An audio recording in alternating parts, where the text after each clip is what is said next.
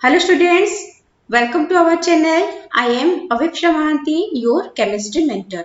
तो बच्चों हम पढ़ रहे हैं chapter basic concept of chemistry, जिसमें लास्ट क्लास में हमने लॉज ऑफ केमिकल कॉम्बिनेशन को कंप्लीट कर लिया था। उसका जो न्यूमेरिकल्स थे वो भी डिस्कस कर लिया था। ओके, अगर आपने वो वाला वीडियो नहीं देखा है तो हमारे चैनल के प्लेलिस्ट में जाके वो वाला वीडियो देख सकते हो। ठीक है, तो अपने आज के क्लास में हम पढ़ने वाले हैं अबाउट परसेंटेज कॉम्पोजिशन। तो स्टार्ट करते हैं। परसेंटेज कंपोजिशन क्या चीज है? परसेंटेज कंपोजिशन जो है, हम एक एलिमेंट का परसेंटेज कंपोजिशन के बारे में बात कर रहे हैं। किसमें? एक कंपाउंड के अंदर एक एलिमेंट का कितना परसेंटेज कंपोजिशन है, हम उसके बारे में बात कर रहे हैं। ठीक है, इसका मतलब अगर हम 100 पार्ट उस कंपाउंड का लेंगे तो वो 100 पार्ट में से कितना पार्ट वो एलिमेंट प्रेजेंट है, ठीक है, वही होता है हमारा परसेंटेज कंपोजिशन। अगर हम उसको एक फॉर्मूला के हिसाब से लिखना चाहेंगे तो लिख सकते हैं कि mass percent of an element equal to mass of that element in a compound divided by molar mass of the compound into 100। Okay, तो अभी एक काम करते हैं, ये क्या चीज है इसको समझने की कोशिश करते हैं। तो सबसे पहले हम क्या करेंगे ना, एक सिंपल से एग्जांपल लेंगे हमारा डे टू डे लाइफ में, जो एक सिंपल से एग्जांपल है वाटर का। तो वाटर में क्या क्या एलिमेंट प्रेजेंट है? वाटर में हाइड्रोजन प्रेजेंट है, वाटर में ऑक्सीजन प्रेजेंट है। तो हम जो परसेंटेज कंपोजिशन निकालते हैं, किसका निकालते हैं? जो जो एलिमेंट्स प्रेजेंट है उनका निकालते हैं। मतलब वाटर में हम हाइड्रोजन का परसेंटेज कंपोजिशन निकाल सकते हैं, वाटर में हम ऑक्सीजन का भी परसेंटेज कंपोजिशन निकाल सकते हैं। ओके, तो पहले हम एक काम करेंगे, हाइड्रोजन का निकालते हैं। ठीक है, percentage of hydrogen, percentage of hydrogen कितना होगा? मास of hydrogen in the compound. Mass of hydrogen मतलब क्या है? हाइड्रोजन का जो एटॉमिक मास होता है वो 1 होता है, ऑक्सीजन का 16 होता है। अगर हम वाटर के लिए कैलकुलेट करेंगे तो एक हाइड्रोजन का 1 है तो 2 हाइड्रोजन का कितना होगा? 2 प्लस ऑक्सीजन एटम 1 ही है, वो उसका वैल्यू है 16, that is equal to 18। Okay, तो परसेंटेज ऑफ हाइड्रोजन में कैसे निकालेंगे? Mass of that element in a compound. Hydrogen का मास, एटॉमिक मास 1 होता है, वाटर में दो हाइड्रोजन एटम प्रेजेंट है तो उनका मास हो गया 2 divided by molar mass of the compound. Water का मोलर मास हमने यहाँ पे काउंट कर लिया है, 18 है, सो 2/18 इंटू 100। ओके, तो इसको अगर हम कैंसिल करेंगे 218, ये 9 निकलेगा, 100/9 मतलब 9 × 9, फिर 9 × 9 ऐसे चलता रहेगा। तो 11.1% जो है वो हो गया हमारा परसेंटेज ऑफ हाइड्रोजन। अभी हम क्या करेंगे ना, परसेंटेज ऑफ ऑक्सीजन निकालेंगे। परसेंटेज ऑफ ऑक्सीजन के लिए क्या चाहिए? मास of oxygen in the compound. Oxygen कितना तो है? 1 एटम है, 1 ऑक्सीजन एटम का मास कितना होता है? 16 divided by molar mass of the compound. Water का मोलर मास हमने अभी कैलकुलेट किया है 18 into 100, that is equal to, इसको कैंसिल करेंगे, ये आएगा 8, ये आएगा 9। तो फाइनली जो हमारा यहाँ पे वैल्यू आएगा वो कितना होगा? वो होगा हमारा 88.9%, उसको हम अप्रोक्सीमेटली ले सकते हैं। ओके, सो यहाँ पे और एक चीज देखो, यहाँ पे हमें एक चीज पता चल रहा है कि अगर हम परसेंटेज ऑफ हाइड्रोजन और परसेंटेज ऑफ ऑक्सीजन को मिला लेंगे तो हमारा टोटल जो है वो 100% आएगा।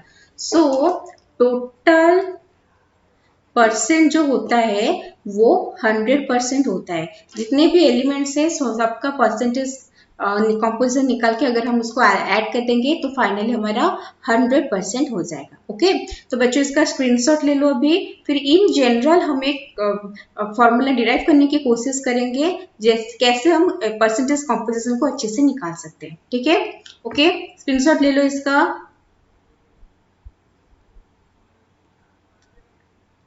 ओवर। नेक्स्ट, सपोज हमारे पास एक कंपाउंड है AXBY। ठीक है, कंपाउंड हो गया AXBY। हमें उसमें परसेंटेज कंपोजिशन ऑफ ए निकालना है, ए का कितना परसेंट प्रेजेंट है उस कंपाउंड में वो हमें निकालना है। ठीक है, तो हमारा फॉर्मूला क्या हुआ है, वो बना है, फॉर्मूला क्या बनेगा, मास of A, okay, in that compound, उस कंपाउंड में ए का मास कितना है वो, okay, divided by molar mass of the compound, divided by molar mass of the compound into 100। ठीक है, तो इसको अगर हम बोलेंगे कि परसेंटेज composition of A, तो वो कैसे निकलेगा, that is equal to mass of A.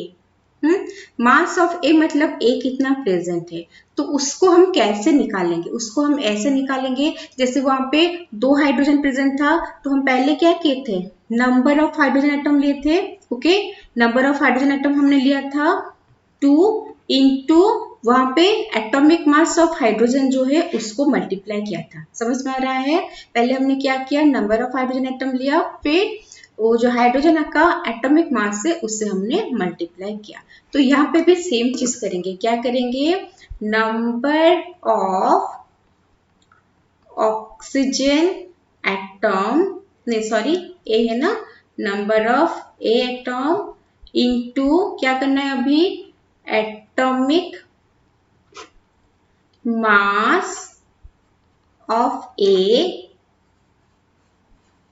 divided by molar mass of the compound निकलेगा into 100। Okay, that is equal to, इसका वैल्यू क्या आएगा, नंबर ऑफ ए एटम कितना है, ए एक्स है, तो एक्स हो गया हमारा number of A atom X into atomic mass of A जो है, एटॉमिक मास ऑफ ए को हम क्या करते हैं ना, ए एम लिख लेते हैं। ठीक है, एटॉमिक मास ऑफ ए है A M, divided by molar mass, molar mass मतलब पूरा कंपाउंड में क्या क्या प्रेजेंट है, कैसे पता चलेगा, X number of A atom present है, हम उसको कर देंगे X into A M, plus Y number of B atom present है, y इंटू मान लो b का एटॉमिक मास से bm। ठीक है, तो x into A M plus Y into B M whole into 100। Okay, तो ये हो गया हमारा परसेंटेज कॉम्पोजिशन ऑफ ए। उसी तरह अगर हम परसेंटेज कॉम्पोजिशन ऑफ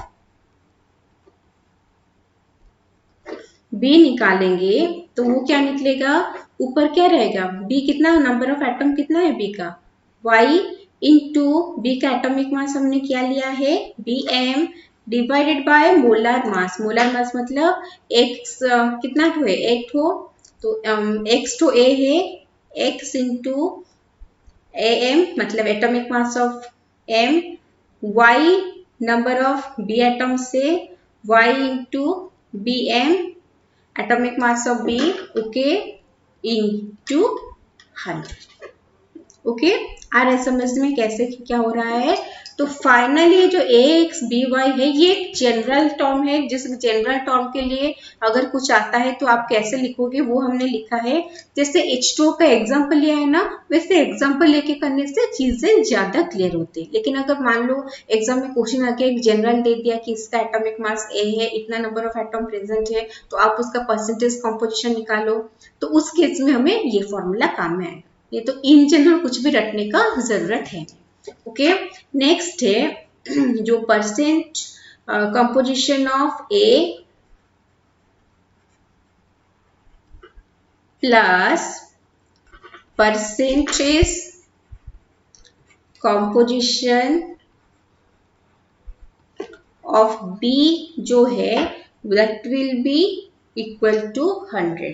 वो ऐड करोगे तो 100 ही आएगा। मान लो किसी कंपाउंड में 3 एलिमेंट है किसी कंपाउंड में 4 एलिमेंट है, वो सबका इंडिविजुअल परसेंटेज कंपोजिशन आप निकालोगे, फाइनली सबको ऐड करोगे तो वो 100 ही आएगा। ओके, आया सबको समझ में? चलो इसका स्क्रीनशॉट ले लो, फिर इसके ऊपर क्वेश्चन सॉल्व करेंगे। ओवर। नेक्स्ट क्वेश्चन क्या है? Calculate percentage composition of calcium carbonate. तो सबसे पहले हमें क्या करना है, कंपाउंड का नाम दिया है तो सबसे पहले हमें उसका क्या लिखना है, मॉलिक्यूलर फॉर्मूला लिखना है। कैल्शियम कार्बोनेट का मॉलिक्यूलर फॉर्मूला है CaCO3। अभी देखो यहाँ पे क्या क्या प्रेजेंट है एलिमेंट, कैल्शियम प्रेजेंट है, कार्बन प्रेजेंट है, ऑक्सीजन भी प्रेजेंट है। तो हमें ईच एलिमेंट का परसेंटेज कॉम्पोजिशन पूछा है, ठीक है। So percentage composition of calcium, percentage composition of calcium कैसे निकालोगे? सबसे पहले हमें क्या करना है, कैल्शियम का मास जो है वो लिखना है, ठीक है, कितना प्रेजेंट है अभी इस कंपाउंड में। सो यहाँ पे क्या होगा ना, परसेंटेज कॉम्पोजिशन ऑफ कैल्शियम में कैल्शियम का जो एटॉमिक मास होता है वो 40 होता है, कार्बन का 12 होता है, ऑक्सीजन का 16 होता है, ठीक है। और पूरा कैल्शियम कार्बोनेट का अगर हम निकालेंगे कितना होगा, एक कैल्शियम का 40 प्लस 1 कार्बन का 12 प्लस 1 ऑक्सीजन का 16, 3 ऑक्सीजन का हो गया 48। ओके, तो फाइनली हमारा कैल्शियम कार्बोनेट का जो मॉलिक्यूलर मास होता है, मोलर मास होता है, वो हमारा 100 निकलता है। तो परसेंटेज कॉम्पोजिशन ऑफ कैल्शियम में हम क्या करेंगे, mass of calcium 1 atom present है, ठीक है, तो और इसका एटॉमिक मास हो गया 40 divided by molar mass of the compound कितना हो गया 100 इंटू 100, परसेंटेज कॉम्पोजिशन निकालने के लिए इंटू 100, तो 100 तो कैंसिल हो गया 40%। ओके, नेक्स्ट क्या करेंगे, परसेंटेज कॉम्पोजिशन ऑफ कार्बन। तो कार्बन क्या होता है, कार्बन 1 एटम प्रेजेंट है, हो गया 12 divided by molar mass of the compound 100 into 100। Okay, वही 100 कैंसिल हो गया, आ गया 12%। नेक्स्ट है percentage composition of oxygen.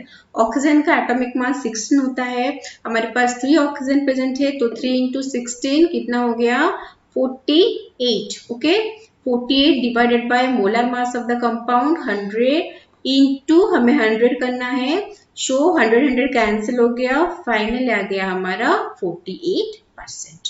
Okay, तो अगर आप देखो बच्चों, अगर आप अच्छे से देखोगे तो एक ये कंपाउंड जो है कैल्शियम कार्बोनेट, इसमें 3 एलिमेंट प्रेजेंट है, कैल्शियम कार्बोनेट ऑक्सीजन। अगर हम ये तीनों के परसेंटेज मास जो है अगर हम ऐड कर देंगे, कितना कितना है देखो, यहाँ पे है 40%, फिर आया 12% प्लस फिर आया 48%, तो टोटल को ऐड करोगे तो वो 100% ही आएगा। किसका आएगा, सारे एलिमेंट जो कि कंपाउंड में प्रेजेंट है उनका परसेंटेज मास कंपोजिशन जो है उसको अगर हम ऐड करेंगे तो फाइनली वैल्यू हमारा 100 आएगा। ओके, आया समझ में कैसे क्या हो रहा है? बहुत ही इजी चीज है, कुछ इतना समझने की बात है नहीं, ठीक है। चलो स्क्रीनशॉट ले लो इसका, हो गया। Next, calculate percentage composition of urea. तो सबसे पहले हमें क्या करना है, यूरिया का हमें फॉर्मूला लिखना है। यूरिया का फॉर्मूला होता है NH2CO NH2, ठीक है। इसमें क्या क्या कंपाउंड से सॉरी क्या क्या एलिमेंट से, नाइट्रोजन है और हाइड्रोजन है, कार्बन है, ऑक्सीजन है, ठीक है। नाइट्रोजन का एटॉमिक मास कितना होता है 14, हाइड्रोजन का 1, कार्बन का 12, ऑक्सीजन का 16। तो अभी हम क्या करेंगे ना, यूरिया का जो है मोलर मास निकालेंगे, NH2CO NH2। So molar mass urea का कितना होगा, नाइट्रोजन टोटल कितना प्रेजेंट है, यहाँ पे 1, यहाँ पे 1, 2 हो गया। सो 2 इंटू 14 प्लस हाइड्रोजन कितना प्रेजेंट है 2 2 4, 4 इंटू 1 प्लस कार्बन कितना प्रेजेंट है 1 प्रेजेंट है 12 प्लस ऑक्सीजन कितना प्रेजेंट है, 1 प्रेजेंट है, 16 दैट इज इक्वल टू 28 प्लस 4 प्लस 12 प्लस 16। तो फाइनली हम सारे को ऐड करेंगे 60। सो यूरिया का मॉलिक्यूलर मास निकला 60।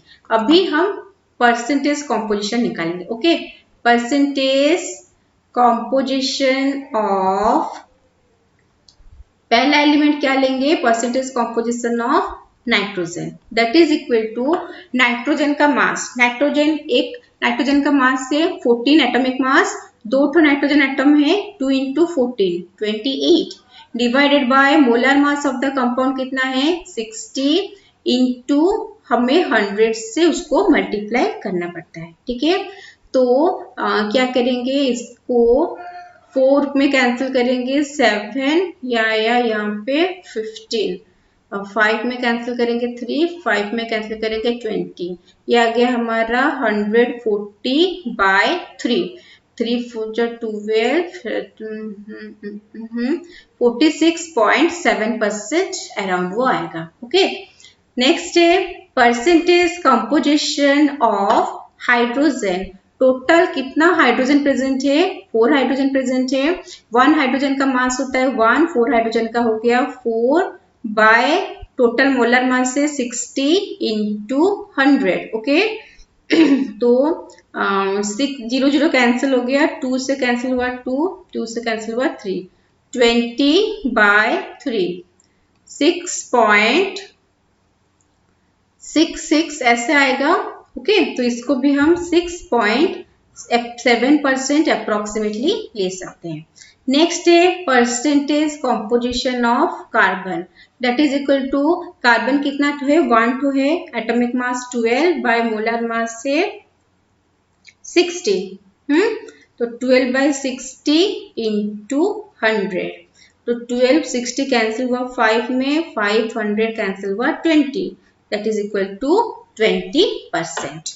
नेक्स्ट है percentage composition of oxygen, oxygen एक तो है, एटॉमिक मास 16 डिवाइडेड बाय कितना है, टोटल मास हमारा मोलर मास 60 इंटू 100, 0 0 कैंसिल, 2 कैंसिल 3, 2 कैंसिल 8, सो 80 बाय 3, 80 बाय 3 मतलब वो अराउंड 26.7% आएगा। ठीक है, तो यहाँ पे दिख रहा है कि नहीं दिख रहा है, यहाँ पे तो फोटो होगा शायद, उसका वैल्यू कितना आएगा 26.7%। ओके, तो ये हो गया हमारा परसेंटेज कॉम्पोजिशन ऑफ यूरिया। तो कैसे निकल रहा है, क्या हो रहा है, कैसे हम उसका फॉर्मूला को यूज करें, वो अच्छे से समझ में आ गया होगा। ओके, चलो इसका स्क्रीनशॉट ले लो। Over. Next, what percentage of oxygen is present in the compound CaCO3.3Ca3PO4 whole 2। तो यहाँ पे क्या पूछा है, ऑक्सीजन का परसेंटेज पूछा है। ठीक है, तो सबसे पहले हम क्या करते हैं, देखते हैं कि इसका मोलर मास क्या है। Molar mass of CaCO3.3Ca3PO4 whole 2। इसका हम निकालेंगे, तो इसमें क्या है, जो कैल्शियम कार्बोनेट का पोर्शन होता है ना, उसका 100 ही आता है। ठीक है, इसका वैल्यू आप जैसे निकालते जाओगे, न्यूमेरिकल सॉल्व करते जाओगे, तो याद रह जाएगा कि वो 100 ही होता है। ठीक है, उसका नेक्स्ट पार्ट का निकाल लेते हैं, 3 इंटू Ca3, 1 कैल्शियम एटम का है 40, तो 3 कैल्शियम एटम का हो गया 120 plus 2 into PO4 phosphorus, 1 phosphorus 31। Okay, और 1 ऑक्सीजन होता है 16, 16 इंटू 4 हो गया 64 that is equal to 100 plus 3 into 120 plus 2 into कितना है 1 + 4 5 3 + 6 9 2 इंटू 95 सो 100 प्लस 3 इंटू 120 प्लस 95 का डबल हो गया 190 सो 100 प्लस 3 इंटू 120 190 हो गया 310 that is equal to 100 plus 930 that is equal to 1030 तो ये हो गया हमारा molar mass of the given compound ठीक है हमें क्या पूछा है हमें पूछा है percentage of oxygen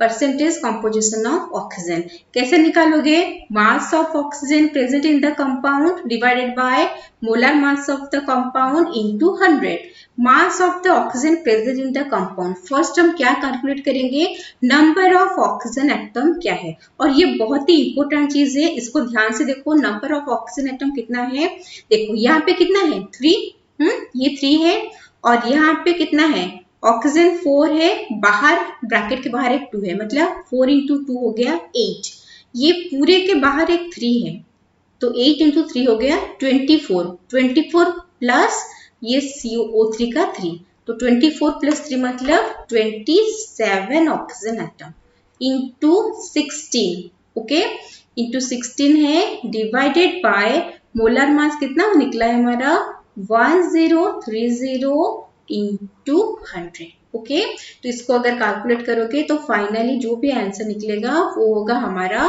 percentage of oxygen in the given compound okay तो इसका जो आंसर आएगा वो हमारा आएगा 41.94% अराउंड आएगा ओके आज सबको समझ में क्या हो रहा है चलो इसका स्क्रीनशॉट ले लो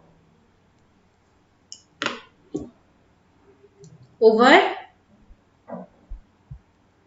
next The hydrated salt Na2CO3.X H2O undergoes 63% loss in mass on heating and become anhydrous. The value of X is अच्छा देखो क्या बोला है हमारे पास जो सॉल्ट है हाइड्रेटेड सॉल्ट है मतलब वाटर मॉलिक्यूल उसके साथ अटैच्ड है उसका फॉर्मूला गिवन है ठीक है और क्या पूछ रहा है कि जब हम उसको हीट कर रहे हैं वो एनहाइड्रस हो रहा है मतलब वाटर मॉलिक्यूल उससे निकल जा रहा है तो पूछा है कि बोला है कि 63% लॉस इन मास है सो लॉस इन मास किसके वजह से हुआ है वाटर के वजह से हुआ है ओके तो 63% जो वाटर के वजह से हुआ है तो वो पूछ रहा है कि वैल्यू इसका कैसे निकलेगा ओके तो सबसे पहले हम यहाँ पे क्या करेंगे ना लॉस जो हुआ है loss of mass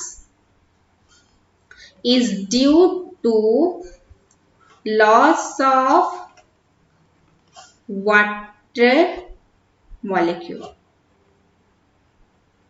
okay loss of mass जो है वो है loss due to water molecule तो अभी करना क्या है अभी उसको सॉल्व करने के लिए अगर हमें मास लॉस पता है 63% सो अगर हम परसेंटेज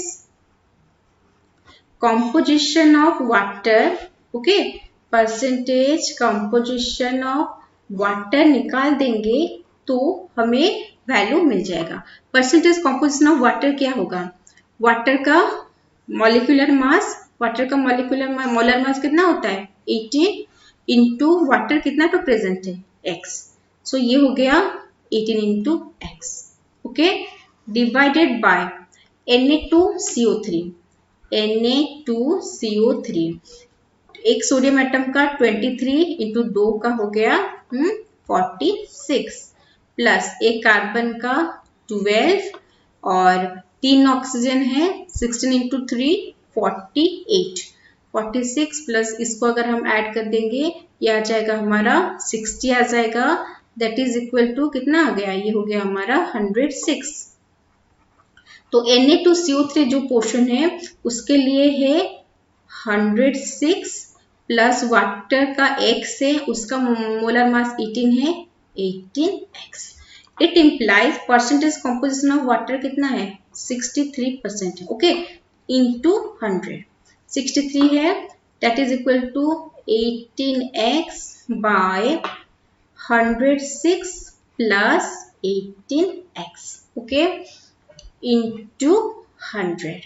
इट इम्प्लाइज क्या होगा ना 18x by 106 plus 18x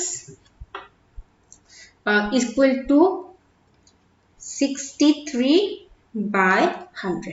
okay, it implies cross multiply करेंगे 1800x equal to 63 into 106 plus, ऐसे कर देते हैं थोड़ा कैलकुलेशन इजी हो जाएगा, plus 63 into 18x।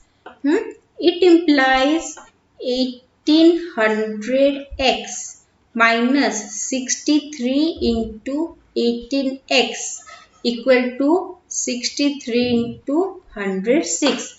It implies यहाँ पे जो 18x है उसको अगर हम कॉमन ले लेंगे, यहाँ पे आएगा 100 minus 63 that is equal to 63 into 106। It implies 18x into 100 minus 63 कितना हुआ 37 equal to 63 into 106। It implies x equal to क्या निकलेगा 63 into 106 divided by 18 into 37। Okay, इसको अगर हम सॉल्व करेंगे तो इसका अप्रोक्सीमेट वैल्यू आ जाएगा 10।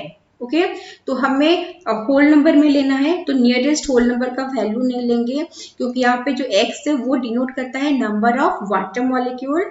तो नंबर ऑफ वाटर मॉलिक्यूल जो है वो तो हमारा होल नंबर ही होगा, फ्रैक्शन में तो नहीं होगा। ओके, तो यहाँ पे हमारा जो आंसर आएगा वो आएगा 10। ठीक है, आए सबको समझ में कैसे हो रहा है?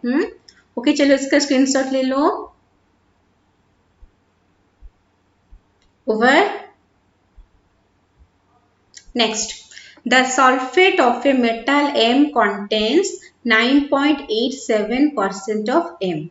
The sulfate is isomorphous with ZnSO4.7H2O. The atomic mass of M is to be found. Okay, क्या पूछा है कि एक मेटल का सल्फेट लिया है, उसमें मेटल का परसेंटेज कॉम्पोजिशन बोला है। तो हमें पूछा है कि बोला है कि the sulphate is isomorphous with ZnSO4.7H2O। Okay, इसका मतलब क्या है? आइसोमॉर्फस से मतलब जैसे इसका स्ट्रक्चर है, इसका फॉर्मूला है जो उसी के टाइप का है मेटल M का सल्फेट का, ये है ZnSO4.7H2O। इसका मतलब हमारा जो क्या है मेटल है उसका क्या आ जाएगा MSO4.7H2O। मतलब हमारा जो गिवन मेटल है उसका जो सल्फेट का सॉल्ट है वो उसका वाटर ऑफ क्रिस्टलाइजेशन के साथ MSO4.7H2 आ जाएगा। ठीक है, पूछा है कि एटॉमिक मास ऑफ M कितना है। तो सबसे पहले वो हमें बताया है कि उसका परसेंटेज कितना है। तो हम यहाँ पे क्या करेंगे ना, परसेंटेज कॉम्पोजिशन ऑफ M निकालेंगे। कितना निकलेगा? वो होगा हमारा मास of M। Okay, mass of M तो हमें नहीं पता, उसको ऐसे x से ले लेते हैं। ठीक है, मास ऑफ M जो है वो x से divided by molar mass into 100। Okay, molar mass कैसे निकलेगा? x का कितना है, m का कितना है x प्लस सल्फर का 32, एक ऑक्सीजन का 16, 4 ऑक्सीजन का 64 प्लस 7H2 मतलब 7 इंटू वाटर का होता है 18। So that is equal to x plus 426 369 plus 126 that is equal to x plus x plus 222। Okay, सो ये आएगा हमारा किसका वैल्यू? Molar mass. तो नीचे मोलर मास में हम क्या लिखेंगे x plus 222। It implies percentage of m कितना है 9.87 है, that is equal to x by x plus 222। और यहाँ पे जो इनटू है उसको हम बाय 100 कर सकते हैं। इट इम्प्लाइज सॉल्व करेंगे तो 100x इक्वल टू कितना आएगा 9.87x plus 9.87 into 222. It implies 100x minus 9.87x equal to 9.87 into 222. It implies, इसको माइनस करेंगे तो कितना आएगा,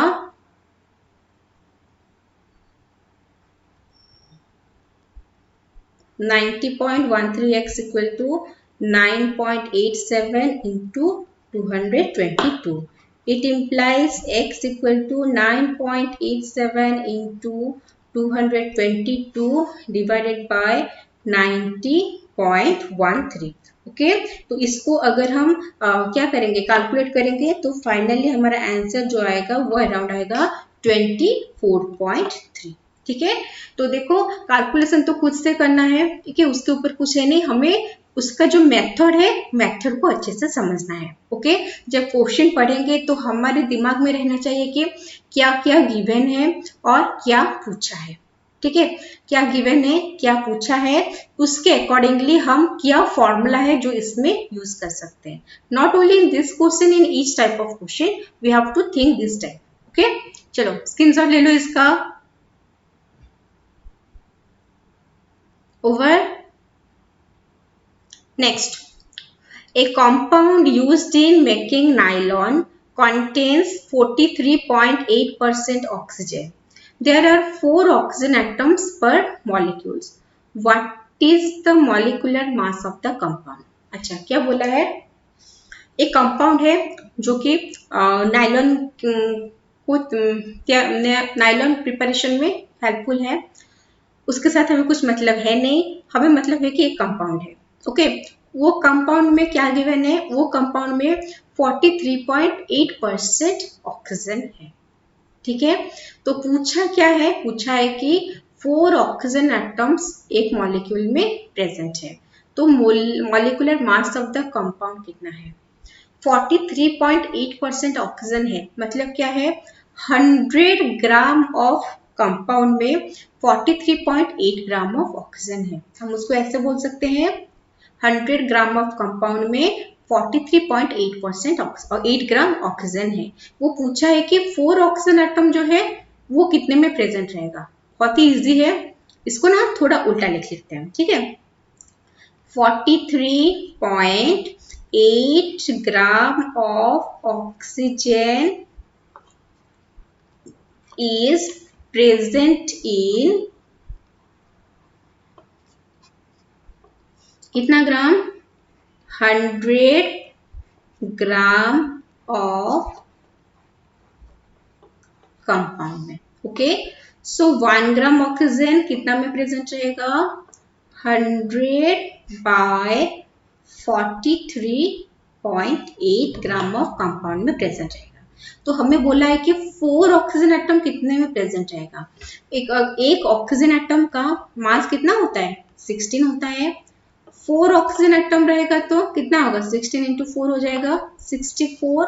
सो वो पूछा है कि 64 ग्राम ऑफ ऑक्सीजन कितने में प्रेजेंट रहेगा. हम क्या करेंगे, 100 by 43.8 into 64. Okay, that is equal to, इसका वैल्यू कैलकुलेट करेंगे तो वो आएगा हमारा अराउंड 146 ग्राम.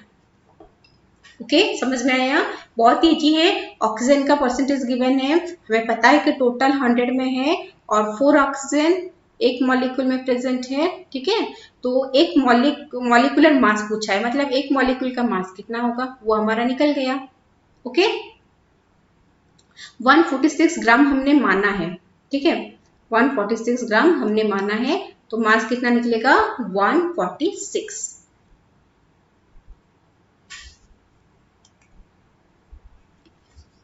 फिर से लिख लेते हैं, मॉलिक्यूलर मास ये निकला 64 ग्राम ऑफ ऑक्सीजन प्रेजेंट रहेगा 146 ग्राम ऑफ द कंपाउंड में. तो मॉलिक्यूलर मास 146 ग्राम नहीं है, मॉलिक्यूलर मास का वैल्यू है 146. ओके, आया समझ में कैसे क्या हो रहा है. चलो इसका स्क्रीनशॉट ले लो. ओके, तो नेक्स्ट क्वेश्चन है 2 gram of a sample contains mixture of silicon dioxide and iron oxide जो कि फेरिक ऑक्साइड है. On very strong heating it leaves a residue weighing 1.96 gram. The reaction responsible for loss of mass is given below. ये reaction है. पूछा क्या है? What is the percentage by mass of silicon dioxide in original sample? ठीक है, तो हमारे पास एक सैंपल गिवन है जिस सैंपल का मास है 2 ग्राम. ओके, और सिलिकॉन डाइऑक्साइड और आयरन ऑक्साइड उसमें मिलके प्रेजेंट है और उसको अगर हम हीट करेंगे तो 1.96 ग्राम रह रहा है. 2 ग्राम था, 1.96 ग्राम रह रहा है. मतलब क्या हुआ है? मास का लॉस हुआ है. So loss of mass is equal to कितना होगा? 2 gram minus 1.96 gram that is equal to 0.04 gram. Okay, और क्या पूछा है अभी? और क्या बोला है कि मास जो लॉस हुआ है, मास लॉस किसके वजह से हुआ होगा? ये रिएक्शन देखो, Fe2O3 gives Fe3O4 plus O2. तो ये जो ऑक्सीजन निकला है ना गैस, वो निकलते ही एटमॉस्फेयर में एस्केप हो गया. ठीक है, इसलिए क्या हो रहा है ना, इसलिए हमारा क्या होगा? मास जो है वो लॉस हुआ है. तो सबसे पहले हमें क्या करना है? सबसे पहले तो ये एक अनबैलेंस्ड केमिकल इक्वेशन है, we have to balance it. यहाँ पे आएगा 3 और यहाँ पे 2 हो गया, यहाँ पे 9, यहाँ पे ऑक्सीजन 8, यहाँ पे 2 है, तो इसको हाफ कर लेते हैं. Okay, half oxygen. सो अभी क्या करना है? अभी हम देखेंगे कि जो इतना ऑक्सीजन जो लॉस हुआ है, 0.04 ग्राम का ऑक्सीजन जो लॉस हुआ है, वो कितना फेरिक ऑक्साइड से लॉस हुआ है. तो सबसे पहले क्या करेंगे ना, हम यहाँ पे फेरिक ऑक्साइड जो है Fe2O3 उसका मॉलिक्यूलर मास निकालते हैं. ठीक है, ऑक्सीजन सॉरी आयरन का 56 होता है, 2 into 56 प्लस ऑक्सीजन का 16 होता है, 3 into 16 that is equal to 112 plus 48 equal to 160. Okay, so 160 है Fe2O3. हमने कितना लिया है? 3 Fe2O3. तो रिएक्टेंट में मास कितना है? मास ऑफ Fe2O3 रिएक्टेंट में कितना है? 3 into 160. Okay, that is equal to 480. हम उसको ग्राम मान लेते हैं. नेक्स्ट है प्रोडक्ट में ऑक्सीजन कितना ये हुआ है, लिबरेट हुआ है. मास ऑफ ऑक्सीजन मानेंगे तो हम इतना तो कितना लिबरेट हुआ है? ये तो Fe2O3 हो गया, हाफ O2. O2 का 32 होता है, हाफ O2 मतलब half of 32 that is equal to 16 gram. अभी मतलब समझो, 16 ग्राम ऑफ ऑक्सीजन, इस रिएक्शन से 16 ग्राम ऑफ ऑक्सीजन लिबरेट होता है 480 ग्राम ऑफ फेरिक ऑक्साइड से. हमें कितना निकला है? हमारा लिबरेट कितना हुआ है? 0.04 लिबरेट हुआ है. तो वो कितना मास से लिबरेट हुआ है वो हम देख रहे हैं. ठीक है, अच्छा इसका स्क्रीनशॉट ले लो. फिर नेक्स्ट स्लाइड को चलते हैं. ओवर यहाँ पे 16 ग्राम ऑफ ऑक्सीजन जो है वो हमें कहाँ से मिला है? वो हमें मिला है 480 ग्राम ऑफ फेरिक ऑक्साइड से मिला है. Okay, so 1 gram of oxygen कितने से मिलेगा? 480 by 16 that is equal to 30 gram of iron oxide से मिला है. अच्छा, तो हमें कितना चाहिए? लॉस हमारा कितना हुआ है? 0.04 ग्राम का लॉस हुआ है. सो 0.04 ग्राम ऑफ ऑक्सीजन जो है वो हमें कहाँ से मिलेगा? वो हमें मिलेगा 0.04 into 30. तो ये कितना होगा? 1.2 ग्राम. 1.2 ग्राम ऑफ आयरन ऑक्साइड से मिला है. इसका मतलब जो सैंपल था क्या क्या था? सिलिकॉन डाइऑक्साइड था और फेरिक ऑक्साइड था. उसमें 2 ग्राम ऑफ सैंपल में 1.2 ग्राम तो रह गया फेरिक ऑक्साइड. तो हम यहाँ पे निकाल सकते हैं कि mass of silicon dioxide in the sample. Mass of silicon dioxide in the sample वो कितना आएगा 2 था minus 1.2 that is equal to 0.8 gram. वो क्या पूछा है परसेंट कॉम्पोजिशन पूछा है ना शायद।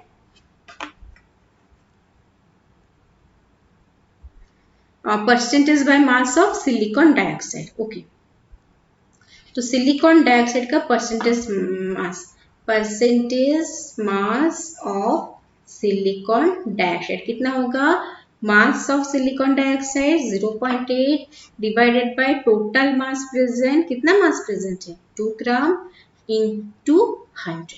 ओके तो ये हो गया हमारा 2 यहाँ से कैंसिल करेंगे तो ये आएगा 0.4 इंटू 100 मतलब ये हो गया हमारा 40%। ओके तो हमारा जो फाइनल आंसर निकला वो निकला 40%। आया समझ में कैसे हो रहा है। चलो इसका स्क्रीनशॉट ले लो। Over. Next question the most abundant element by mass in the body of a healthy human adult are oxygen 61.4%, carbon 22.9%, hydrogen 10% and nitrogen 2.6%. The weight which a 75 kg person would gain if all hydrogen atoms are replaced by hydrogen atoms is how much? तो यहाँ पे क्या दिया है ना हमारे body में एक हेल्थी ह्यूमन एडल्ट के बॉडी में जितना एलिमेंट का जितना परसेंटेज मास कॉम्पोजिशन होना चाहिए वो गिवन है। काम किसके साथ है काम में हमारा हाइड्रोजन के साथ। हाइड्रोजन में क्या हुआ है हाइड्रोजन 10% है। वो बोला है कि सारा हाइड्रोजन यहाँ पे ये hydrogen 1 atoms are replaced by hydrogen 2 atoms. Okay तो उसका जो वेट है वो पर्सन जिसका 75 kg उसका वेट है उसका कितना वेट गेन हो जाएगा। ओके देखो पहले हम क्या करते हैं ना हाइड्रोजन का मास निकालते हैं। Mass of hydrogen in our body equal to mass of hydrogen कितना है बॉडी का मास कितना है 75 इंटू हाइड्रोजन है 10% that is equal to 7.5 kg है हाइड्रोजन का मास। ठीक है अच्छा अभी क्या बोला है कि हाइड्रोजन 1 जो आइसोटोप है उसको हाइड्रोजन 2 आइसोटोप रिप्लेस कर रहा है मतलब इसका एटॉमिक मास 1 रहेगा वो रिप्लेस हो रहा है बाय H2 हाइड्रोजन का एटॉमिक मास 2 वाला मतलब ड्यूटेरियम से रिप्लेस हो रहा है। ठीक है तो पूछा है कि कितना मास रहेगा देखो 7.5 kg रहना चाहिए ना तो ये हो गया 7.5 kg रहना चाहिए अगर H1 को H2 से रिप्लेस करती है। ठीक है अगर एटॉमिक मास 1 रहा तो वो 7.5 kg बन रहा है। अगर रिप्लेस करेंगे हम replaced by H2 then मास कितना होगा 1 में 7.5 हो रहा है हाइड्रोजन में ड्यूटेरियम में उसका डबल हो जाएगा क्योंकि मास डबल हो रहा है तो 7.5 into 2 that is equal to 15 kg। ठीक है तो मास ऑफ हाइड्रोजन रहना चाहिए 7.5 kg अगर हमने हाइड्रोजन को ड्यूटेरियम से रिप्लेस कर दिया तो मास कितना बन जाएगा 15 kg। ठीक है तो कितना गेन हुआ है मास का वेट का so gain of weight equal to 7.5 बाकी का जो जैसा है वैसा रहेगा कार्बन हुआ ऑक्सीजन हुआ उसका कुछ चेंजेस नहीं होना चाहिए था 7.5 हुआ है 15 तो गेन कितना होगा 15 minus 7.5 that is equal to 7.5 kg। Okay तो ये हो गया हमारा आंसर। आए सबको समझ में कैसे हो रहा है इजी था। चलो इसका स्क्रीनशॉट ले लो। ओवर तो अपना आज का क्लास हम यहाँ पे खत्म करते हैं। नेक्स्ट क्लास हम कुछ एक नया चीज पढ़ेंगे in the chapter basic concept of chemistry. So तब तक माइंडफुली पढ़ाई करते रहो। ओके।